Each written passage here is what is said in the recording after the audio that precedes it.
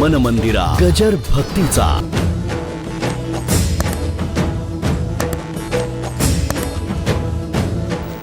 एका माणसाने काय केलं, पूर्वीचा काळ, सैन्यात भरती झाला. भरती होता होता होता चांगला मजबूत माणूस होता. युद्धनीती चांगली माहिती होती. शिपाई करता करता हवालदार झाला. हवालदार करता करता ब्रिगेडियर झाला. सेनापती झाला. योग असा की त्याच राजाचा राजा झाला. काय झाला? हां, पण तो जो राजा झाला ते 50च्या पुढे. आणि राजा झाला, बायको गरोदर राहिली आणि मुलगा झाला. हा 50 वर्षाच्या खटपटीने राजा झाला. हे डावलून हे डावलून हे डावलून हे डावलून, हे पोटात असतानाच राजा. कशा करता दृष्टांत दिला तुम्हाला, काय कळतंय का नाही? काय, याला शिपाई बाजूला काढला, हवालदार बाजूला काढला, करत करत करत करत करत आयुष्या शेवटी पाया सवे भेटी. केव्हा केव्हा तरी, हा तसा नाही बरं का. हो, जन्माला आल्याबरोबर मुजरे सुरू झाले.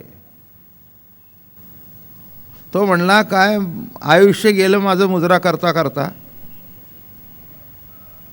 ते म्हणले, तू तसंच आहेस.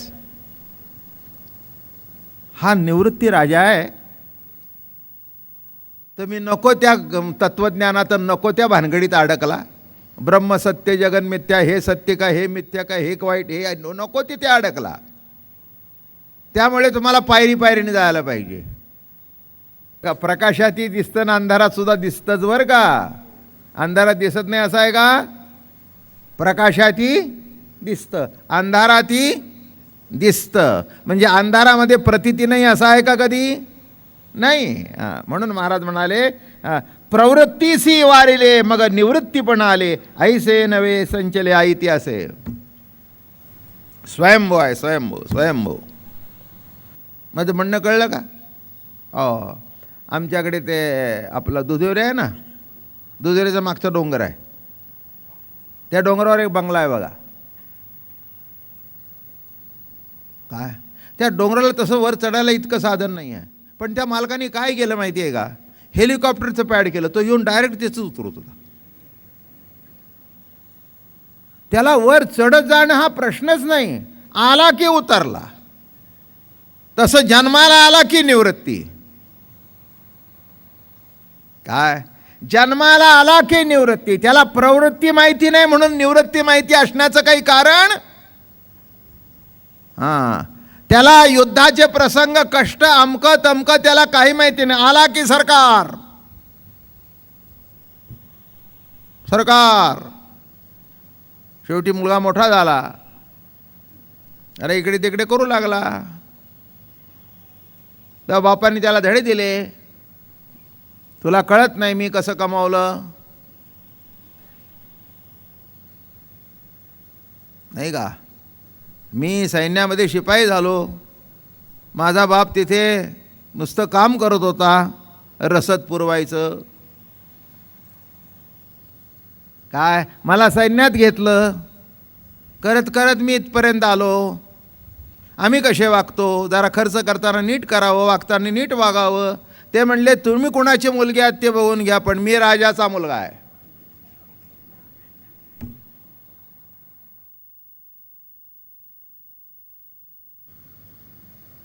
तुमच्याकरता पायरी आहे, मला पायरी नाहीच. वर जाताना तुम्ही कडेवर घेऊन गेलात. माझं बोलणं कळलं का? काय अधिकार आहे? मी वर जाताना मला कडेवर कुणी घेतलं? ते म्हणले, माझ्या बाबा. बरोबर आहे तुझं, मला हे चालवता आलं, पण हे तुझं आहे ते निराळं आहे. माझं बोलणं कळलं का? हां, राजयाची कांता काय भीक मागे, मनाची आजोगे. राजाची कांता बाजारात गेली, पर्समधले पैसे बघून खर्च करू लागली. बघितल्यानंतर ती साडी आहे, जरा बघू दे. नाही गं, 300 रुपये कमी आहे, उद्या बघू. असं आहे का? हां, पर्समध्ये बघून खर्च करणारी आहे का? तिच्या मागे खजिनदार चालू होता. तिने सांगायचं हे द्या, त्याने चेक फाडून देऊन टाकायचे, काही प्रश्न नाही. काय राजयाची कांता काय भीक मागे, तसा माझा निवृत्तीनाथ असा आहे की प्रवृत्ती बाजूला काढावीन मग निवृत्तीच्या डोक्यावर जाऊन बसावं. नव्हे नव्हे, निवृत्तीच. हां, प्रवृत्तीसी वारिले मग निवृत्तीपणा आले. ऐसे नवे संचिले ऐते असे, ऐसे नवे संचले ऐताय. ओपसरेचे बळ घेऊन मिरवी कीळ, तैसे रत्न नवे निखळ चक्रवर्ती हा. आलंच बघा शब्द पुढे, चक्रवर्ती हा. हां, कसा आहे? चक्रवर्ती आहे. ओपसरेचे बळ म्हणजे रत्न हे कोंदणात बसवल्यानंतर चांगलं दिसतं. याच्याकरता सुद्धा व्यवहार माहिती पाहिजे. कोंदणात बसवलेलं रत्न म्हणजे काय?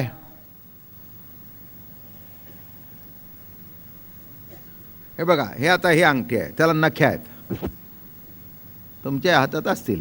जर खडा असेल तर त्याला काय असतात? नख्या असतात. आता मी काय म्हटलं? कोंदणात बसवलेलं.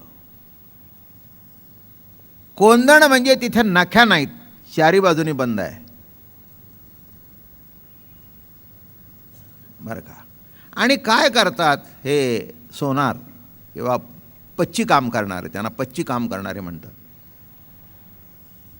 जर तुमचा हिरवा खडा पाचू कमी रंगाचा असेल तर त्याच्या खाली हिरवा कागद घालतात बेगडाचा,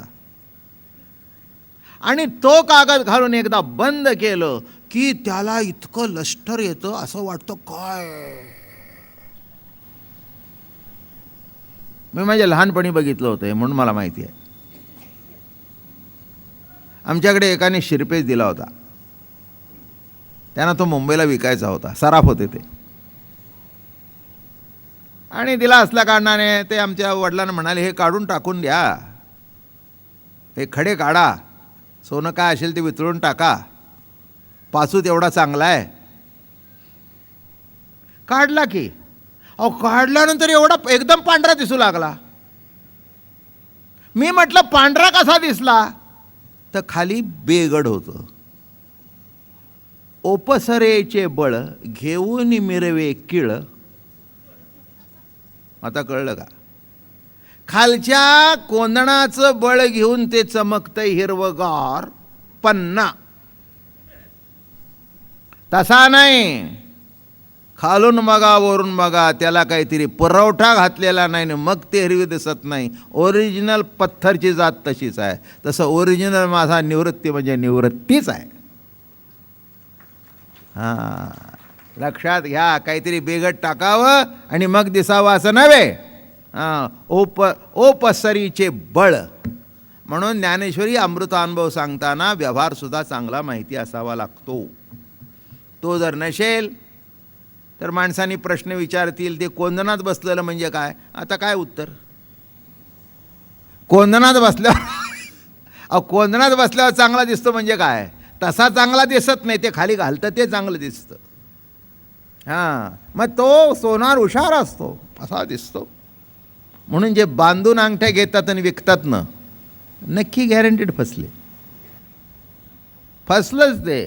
त्याला दिसतं हिरवं पण काढल्यानंतर कळतं की हे काही नाही. काय पुष्कळ वेळेला एखाद्या श्रीमंत माणसाच्या घरात जातो, जमीनदार असतो, ट्रॅक्टर असतात, अमकं तमकं असतं. एका माणसाने मला सांगितलं त्यांच्याकडे 2 ट्रॅक्टर आहेत, बैल बिलं भरपूर आहेत. म्हटलं ट्रॅक्टरचं कर्ज फिटलंय का बघा मग मुलगी द्या.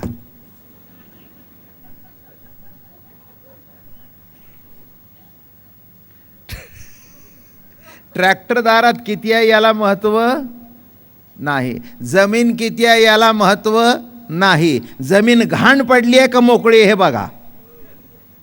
नाही तर ती घाण काढायला तुमची मुलगी घरात घेतील. जा तुझ्या बापाकडून लाख रुपये घेऊन ये, जा तुझ्या बापाकडून काय. अलग लक्षात. ही प्रवृत्तीतली माणसं, कळलं का तुम्हाला? इथे काही नाही. निवृत्तीराजा समर्थ, प्रसन्न निवृत्तीराजा, ज्ञानदेवो निउदारू, ज्ञान चक्रवर्ती. मन मंदिरा गजर भक्तीचा.